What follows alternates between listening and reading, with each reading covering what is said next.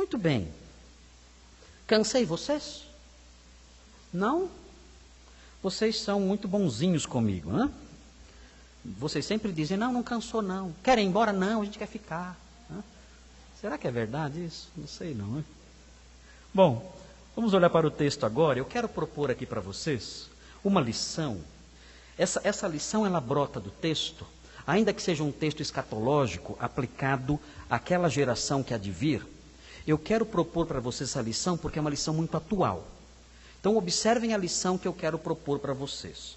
A lição é a seguinte: o ritmo comum na vida das pessoas, se o pessoal da transmissão quiser escrever isso, pode escrever e colocar aí. O ritmo comum na vida das pessoas cria nelas a crença na perpétua mesmice. Eu não acabei a lição ainda. Mas vocês sabem o que é perpétua mesmice? O que é perpétua? Uma coisa que nunca acaba. E o que é mesmice? Uma coisa que nunca muda. É a perpétua mesmice. Lava roupa todo dia. Né? Que agonia. Não é isso? É a perpétua mesmice. Tudo sempre igual. Tudo sempre igual. Esse ritmo comum na vida das pessoas cria nelas uma crença. Elas começam a acreditar. Não é que pregaram para elas. Elas começam a acreditar na perpétua mesmice. Dizendo assim, o que é hoje será sempre. O que é hoje é o que foi ontem. E será amanhã e depois e sempre assim. É a perpétua mesmice. E aí, continuando, cria nelas a crença na perpétua mesmice e a falsa sensação de segurança. Aí é que está o perigo. Eu vou falar de novo a lição. O ritmo comum na vida das pessoas cria nelas a crença na perpétua mesmice e a falsa sensação de segurança. Então as pessoas dizem assim, sempre foi assim e sempre será assim. Esse negócio de Deus um dia se manifestar, do juízo do Senhor abrindo os céus, e os homens olhando para as nuvens e vendo o sinal do Filho do Homem. Não, nada. Olha, desde a época dos meus tataravós, é assim. O sol nasce e se põe, e a gente ali trabalha, e o outro dia é igual, e aí a gente se casa, e aí vem os filhos, a gente luta, e os filhos crescem, aí os filhos se casam, e vem, e vai, sempre foi assim. E quer saber? Sempre será assim. Então, relaxe. Não tem esse negócio de sinal no céu, juízo de Deus, volta de Cristo, arrebatamento. Esqueça, relaxe. É a perene mesmice. Nada vai mudar. Foi assim, é assim e será assim. Não seja bobo. É assim que as coisas funcionam. Então o texto vai nos falar sobre isso. E esse texto vai nos mostrar 3 lições.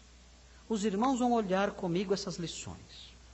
E a primeira lição é a seguinte: a crença, essa crença na perpétua mesmice é antiga. Pensam que é uma crença de agora? Não. Pensam que é uma crença da sociedade secularizada e ateísta em que nós vivemos? Não. A crença nessa perpétua mesmice é antiga. Sempre existiu. Veja o versículo 36. Observe. Mas quanto ao dia e a hora, ninguém sabe. Bom, Jesus está respondendo aqui uma pergunta que foi feita no versículo 3. Olhem o versículo 3. Estando ele sentado no Monte das Oliveiras, seus discípulos aproximaram-se dele em particular, dizendo: Dize-nos quando essas coisas acontecerão e que sinal haverá da tua vinda e do fim do mundo. Eles perguntaram: quando? E aqui Jesus responde: mas quanto ao dia e a hora, vejam, tem um dia marcado e tem uma hora. Vai acontecer na história. Tem dia e hora marcados. Está na agenda. Está agendado na agenda de Deus, com a data certa e o horário certo. E Jesus diz, no entanto, ninguém sabe, ninguém olhou nessa agenda.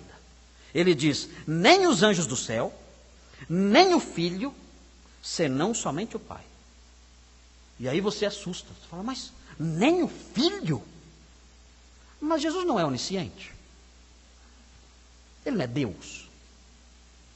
Jesus não é Deus. É ou não é? Deus não é onisciente? Como é que ele não sabe? Como é que ele não sabe?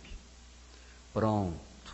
Outro nó teológico para os pastores tentarem desatar. Né? Problemas que temos que desatar. Alguns falam assim, não, ele não sabia nessa época aqui, agora ele já sabe. Agora já foi para o céu, já aprendeu. Isso não resolve nada. Né? Não resolve nada isso. Não sabia, aprendeu. Outros falam, é que ele se auto-esvaziou do seu conhecimento. O auto-esvaziamento de Filipenses 2 se aplica aqui. Não tem nada a ver.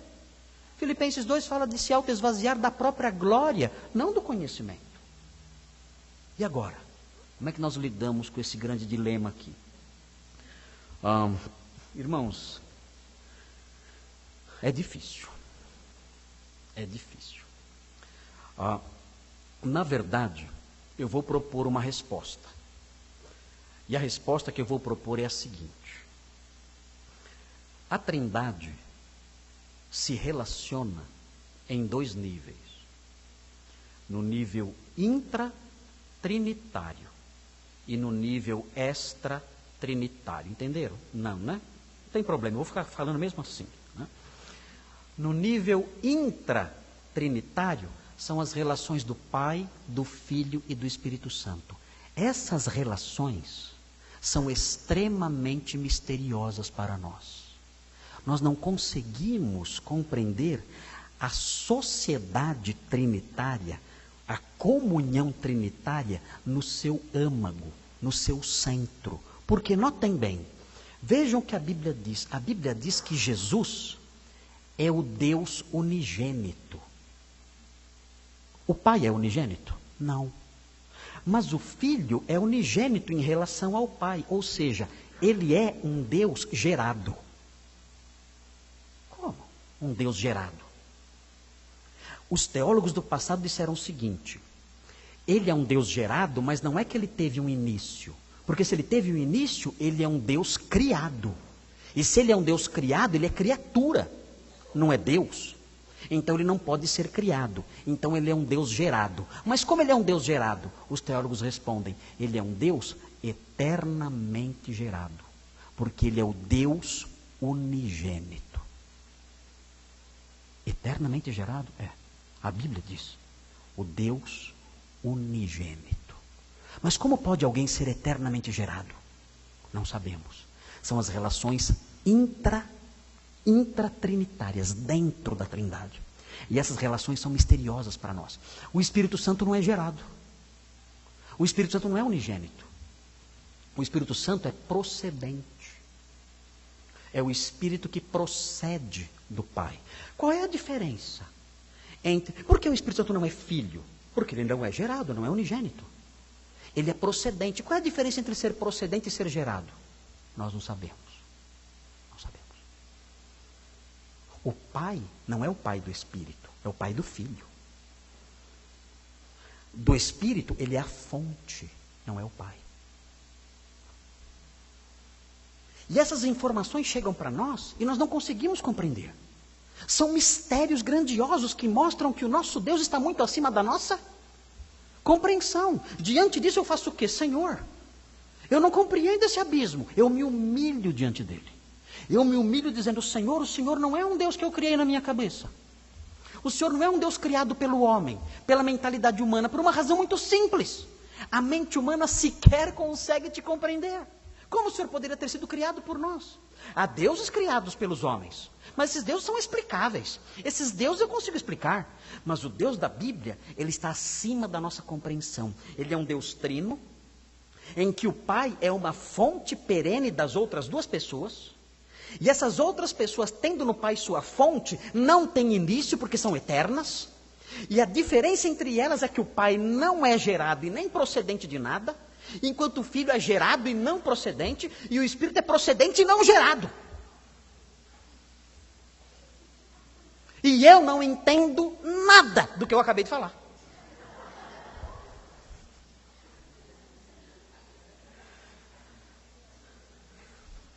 Mas esse é o Deus da Bíblia. E isso serve para nos humilhar. Nós nos humilhamos diante dele, dizemos: Senhor, como eu posso? Eu só posso te adorar. Eu não consigo explicar quem é o Senhor. Eu vou passar a eternidade te conhecendo, porque eu não entendo essas coisas. Não entendo essas coisas. Essas são as relações intratrinitárias dentro da Trindade. E nessas relações, o Filho não conhece totalmente a mente do Pai. Não. Ele disse: eu falei a vocês as coisas que o Pai me ensinou. A mente do Pai está fora do objeto da onisciência divina das demais pessoas. Agora notem. Então Jesus não é onisciente? Acompanhe. Nas relações extratrinitárias, nas relações com a criação, com o universo, com o homem, com os anjos, com a história, com a mente dos homens e dos anjos, nessas relações extratrinitárias, que são as relações que nós conhecemos melhor, nessas relações o Filho é onisciente. Ele conhece o coração de cada um, conhece o futuro de cada um, conhece todos os mistérios de tudo que há. Nas relações extratrinitárias. Nas relações intratrinitárias, a mente do Pai, o Filho, o Pai reservou para si algumas coisas. Lembram em Atos 1:7? Quando os discípulos perguntaram: será esse o tempo em que restaurarás o reino a Israel? Ele respondeu: não vos compete conhecer os tempos e épocas que o Pai reservou para a sua exclusiva autoridade. Isso o Pai não revelou a ninguém. A mente dele nesse aspecto, ele guardou só para ele. Nem as demais pessoas da Trindade conhecem isso. Na relação intratrinitária, há espaços que o Pai reservou só para si. E o Filho continua onisciente por causa das relações extratrinitárias. E é assim que esse versículo deve ser compreendido, mantendo a ortodoxia e a divindade do Filho. Os irmãos devem estar pensando: pastor, hoje estou saindo daqui mais confuso do que entrei. Tudo que está sendo dito, né? Ok, desculpe, irmãos, mas eu tenho que explicar os versículos. E nem sempre é fácil explicar os versículos. Às vezes os versículos são difíceis. Vamos prosseguir. Agora notem, eu estou dizendo que o ritmo comum da vida das pessoas cria nelas a crença na perpétua mesmice e a falsa sensação de segurança. É o que estamos aprendendo. Então notem, o versículo 36 fala que ninguém sabe quando o Filho virá, nem mesmo o Filho. E aí diz: pois a vinda do Filho do Homem se dará à semelhança dos dias de Noé.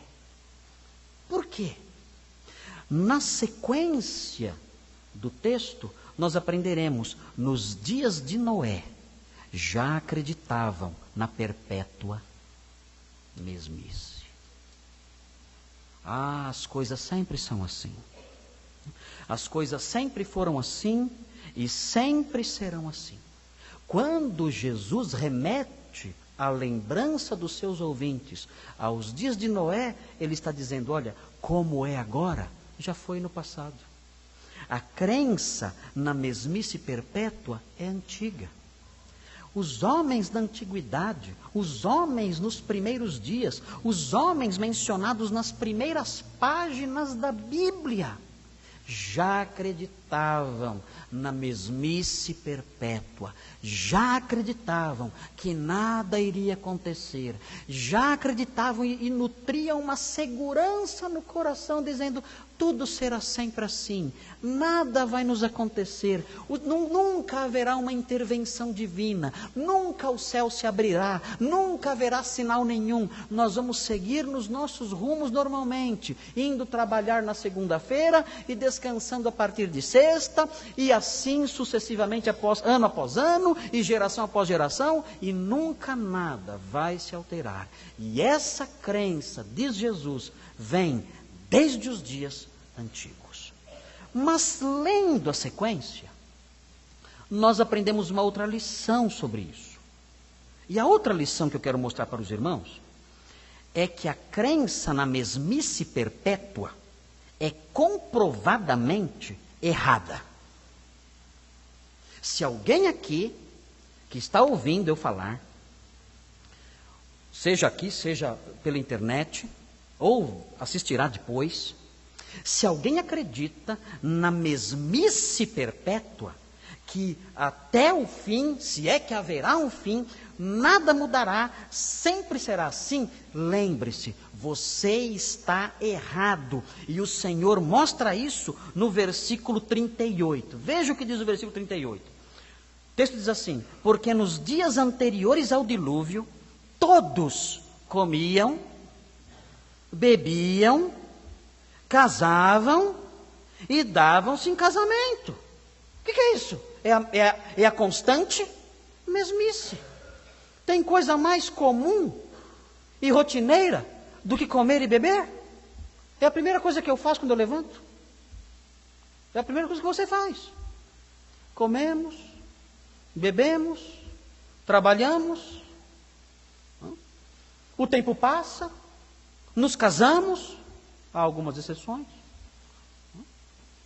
e assim a coisa continua.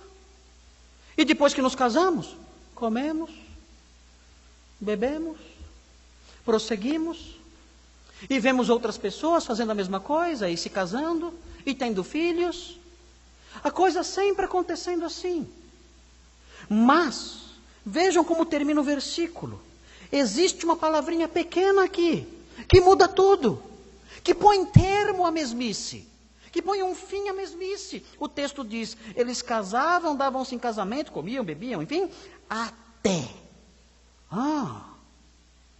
Esse até mostra que a mesmice não é perpétua. Existe um até, existe um ponto final. E nós temos que aprender com o passado.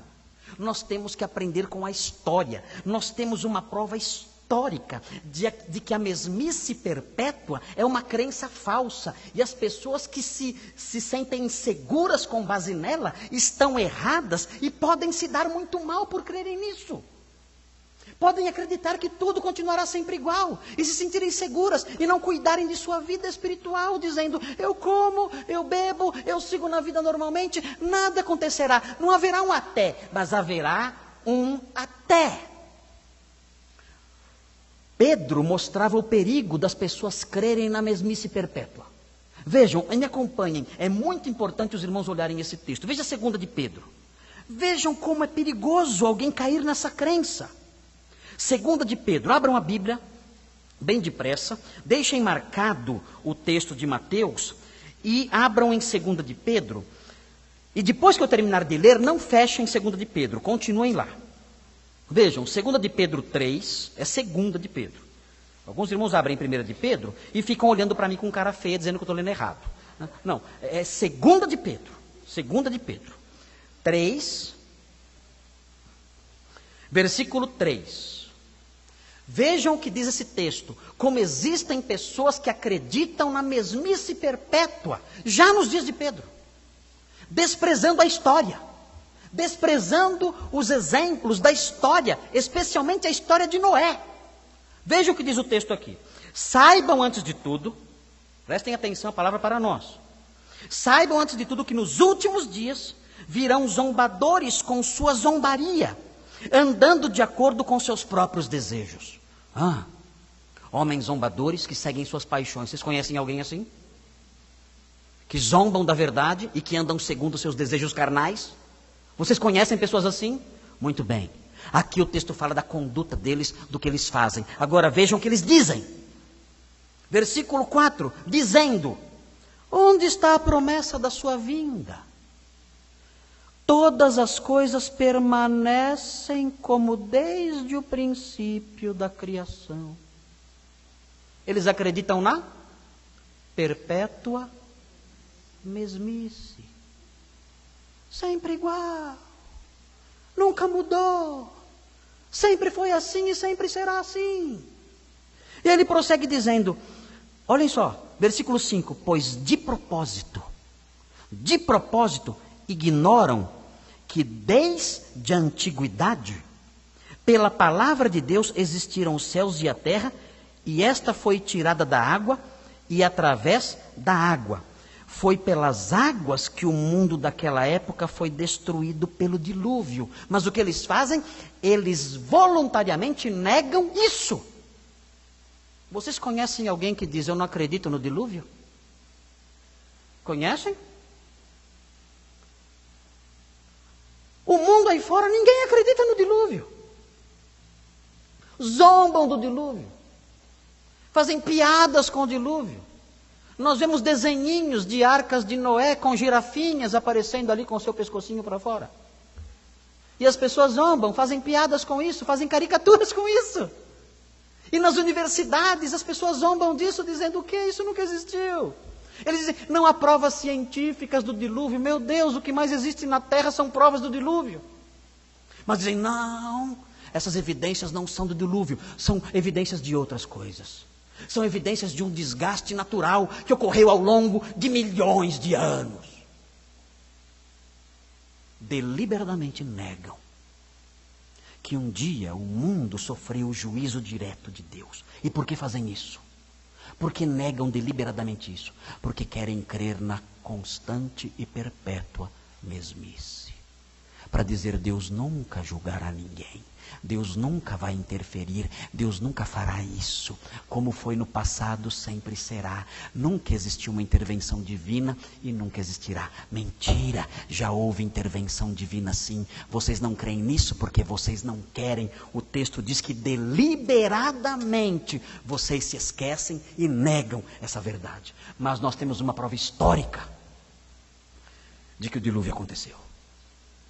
De que o juízo de Deus já veio uma vez e pôs um fim à mesmice que parecia perpétua. Pôs um fim nisso e acabou com a rotina e levou a todos.